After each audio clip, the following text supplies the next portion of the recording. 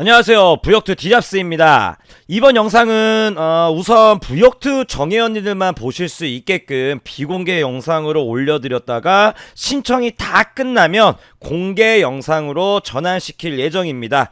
네이버 유료 키워드 광고를 해야 할 것 같아서 공개에 전환하는 거니까 다른 오해 없으시길 바라고요. 부동산에 관심 있으신 순수 구독자분들에게도 이런 부동산 투자 방법도 있구나 라는 것을 공부할 수 있는 기회가 될 수가 있으니까 보시면 손해는 없으실 겁니다.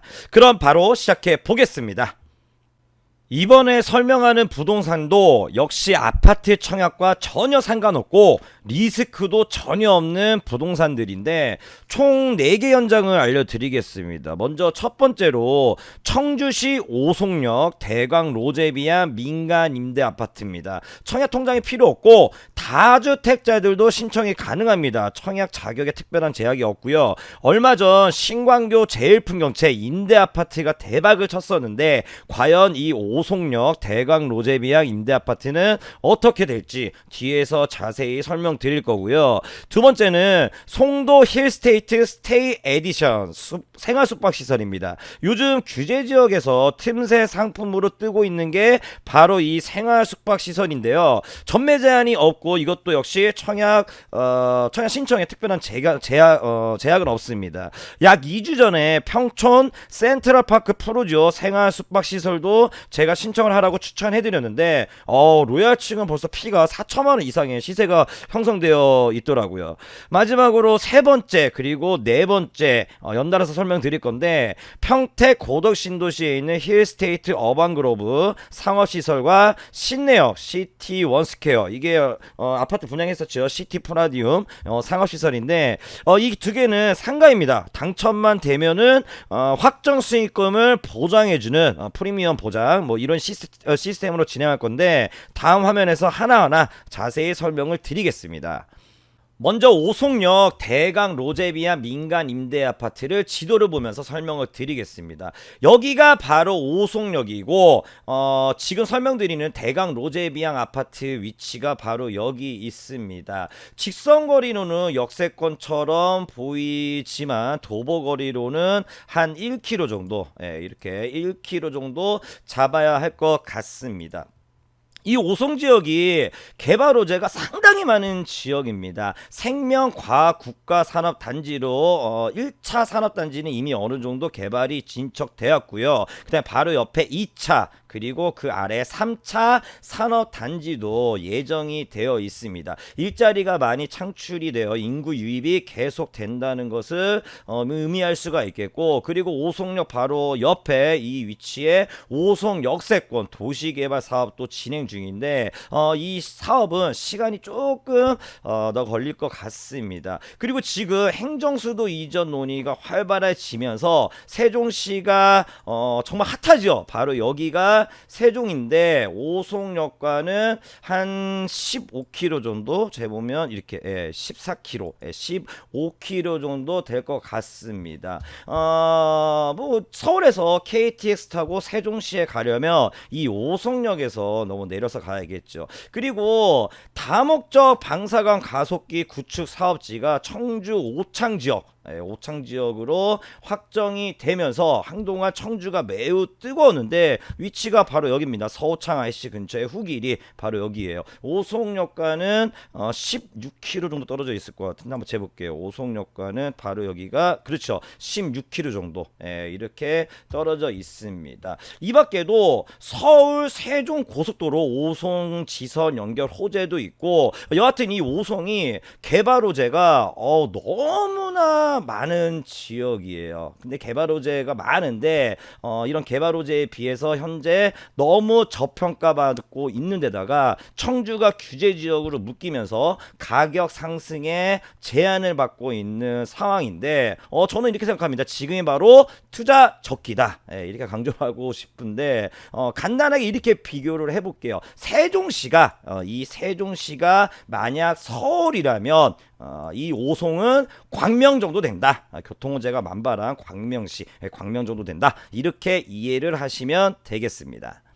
자, 그럼 이 KTX 오송역 대강 로제비안 민간 임대 아파트가 어떠한 이점이 있는지 체크를 해보겠습니다. 우선 분양 신청을 할 때 청약 통장이 필요 없어요. 청약 통장 없이 신청을 할 수가 있다. 민간 임대 아파트라서 그렇고요. 그리고 당첨이 돼서 계약을 해도 주택수에 포함이 안 됩니다. 임대 아파트라서 그래요. 민간 임대 아파트라서 주택수에 포함이 안 되고, 그리고 재당첨 제한 규제라든지 중도금 대출 규제 등에서 자유롭습니다. 이 청주 지역이 현재 조정 지역이지만 어쨌든 이 민간 임대 아파트는 규제랑 전혀 상관이 없다는 거, 별다른 제약이 없다는 얘기입니다. 그리고 신청 방법은 사업지마다 다른데 이 오송역 대강 로제비앙은 신청금이 현재 30만 원을 책정으로 되어 있고, 모델하우스에 직접 방문한 사람만 신청 받기로 당초 예정이 되어 있는데, 지금 코로나 때문에 인터넷 접수로 방향을 틀었다고 합니다. 인터넷으로 어떻게 접수를 해야 되는지 이런 신청 방법이 결정되면 제가 공지를 따로 띄울 거고요. 신청금 30만 원은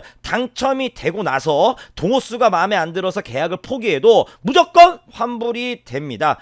당락과 상관없이 무조건 환불이 된다는 거. 그래서 제가 리스크가 전혀 없다고 말씀을 드리는 거고, 어떻게 신청을 해야 되냐, 신청 자격이 어떻게 되냐, 이거는 제가 다음 화면에서 바로 또 설명을 이어서 드리겠습니다.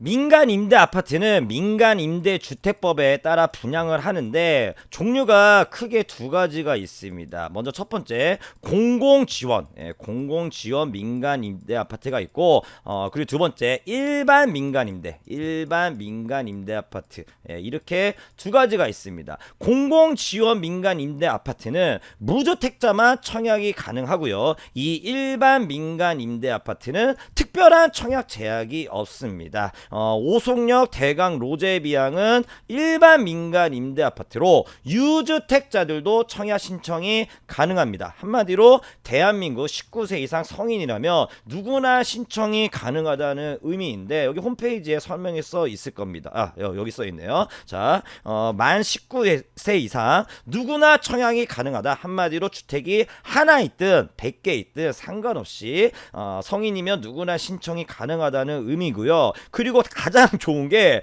전매 제한이 없습니다. 이거 대겨놓고 떡하니 써져 있잖아요. 전매 무제한, 전매가 무한대로 가능하기 때문에 다른 사람에게 양도도 가능하다는 얘기입니다. 그리고 조정지역이지만 특별한 규제가 없다. 이 임대 아파트는 대출 규제도 없고 주택수에 포함도 안 되고 규제 받는 게 없습니다. 그리고 입주해서 사는 동안 세금 부담이 없어요. 임대 아파트다 보니까 취득세라든지 재산세 그런 게 없습니다.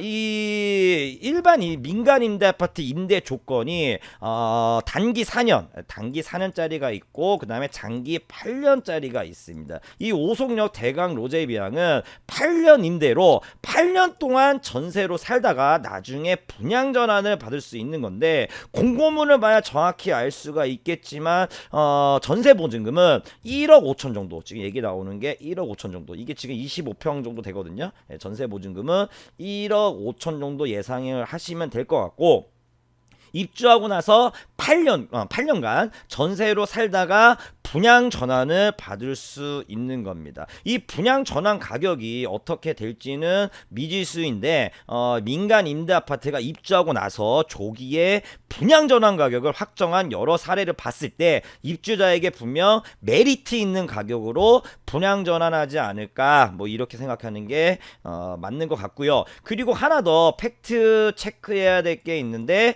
다른 사람에게 이 전세를 줄 수가 있느냐, 이 부분은 다음 화면에서 설명을 드리겠습니다. 한번 투자자 입장에서 생각을 해보겠습니다. 민간 임대 아파트 취지가 실거주 목적인 중산층의 주거 안정이기 때문에 실제 입주 생각이 없는 투자자들에게는 그닥 투자 메리트가 없을 수도 있습니다. 그런데 만약에 전세가 가능하다면 어떻게 될까요? 정확히 말하면 전세가 아니고 전대가 되겠는데, 이를 시장에서는 전전세라고도 합니다. 전전세. 공공임대 아파트는 이 전전세가 확실히 안 됩니다. 공공임대 아파트는 전전세가 확실히 안 되는데, 민간임대 아파트는 임대사업자의 동의가 있다면 동의가 있다면 전전세를 놓을 수가 있게끔 이렇게 가능성을 열어놨습니다. 이를 전대동의,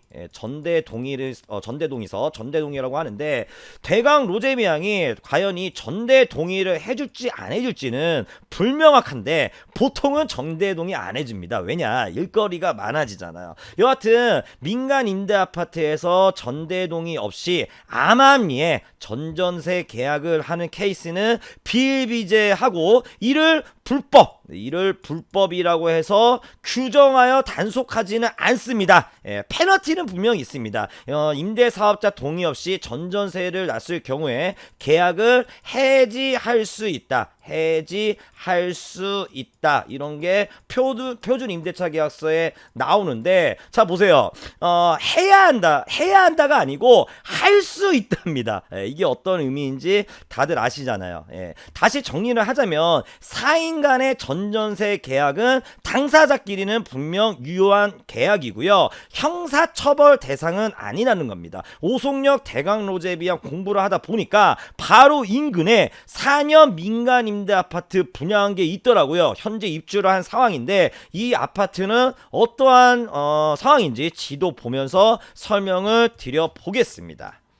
지도를 보시게 되면 바로 여기 있습니다. 오송 동아 라이크텐이라는 아파트인데 현재 입주를 한 상황이고요. 이번에 분양하는 대강 로제비앙 위치는 바로 여기 있습니다. 이 대강 로제비앙이 아무래도 입지가 이 아파트보다는 조금 더 괜찮고, 지금 이 동아 라이크텐 아파트가 이렇게 허허 벌판에 입주한 나홀로 아파트인데, 제가 알아보니까 현재 입주할 수 있는 물건이 딱 하나 나와 있더라고요. 월세로 나와 있습니다. 보증금 1,000만원에 월 70만원. 이 아파트가 당초에 분양을 하려다가 분양이 안 되니까 4년 후에 분양 전환되는 민간 임대 아파트로 돌린 것 같은데, 분양은 다 됐습니다. 이 아파트가 1000세대 규모 정도 되고 전세대가 30평형대인데 34평형 기준으로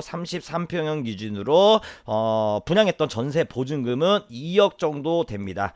그리고 4년 후에 분양 전환되는 아파트라고 제가 말씀을 드렸는데, 이번에 분양하는 도송 대강 로제비앙이랑 성격이 뭐 비슷하다, 이렇게 볼 수가 있습니다. 이 대강 로제비앙은 8년 후 분양 전환, 지금 설명드리는 오송 동아 라이크텐은 4년 후에 분양 전환되는 거, 이게 좀 비슷하죠. 이 아파트도 명의 변경이 제한이 없기 때문에 무제한 명의 변경이 가능하다. 그래서 양도도 가능한데, 현재 양도할 수 있는 그 프리미엄은 2천만원, 2천만원까지 거래가 됐고, 현재는 매물이 하나도 없다고 합니다. 아무래도 세종 이슈가 터지고 여기에다가 오송 개발 호재가 슬슬 가시화되면서 프리미엄이 더 올라갈 거라는 그런 기대 심리로 매도인들이 매물을 다 걷어들인 것 같아요. 그리고 전전세가 어떤 형식으로 이루어지고 있냐면, 일단 이 오성 지역이 현재는 한 세대에 세대주가 2명까지 가능하다고 합니다. 한마디로 2명이 전입신고를 할 수가 있다, 세대주를 만들 수 있다, 이렇게 이제 이해를 하시면 되겠는데, 이 민간 임대 아파트가 나중에 입주하고 나서 대출을 받을 때 어떤 형식이냐면 전세자금 대출 형식이에요. 전세자금 대출 형식으로 대출로 이렇게 진행이 되는데, 만약에 이 전세자금 대출을 안 받았을 경우, 그러니까 이 오송 동아 라이크텐을 예를 들자면, 이게 전세 보증금이 2억인데 2억을 다 현금으로 납부를 했다.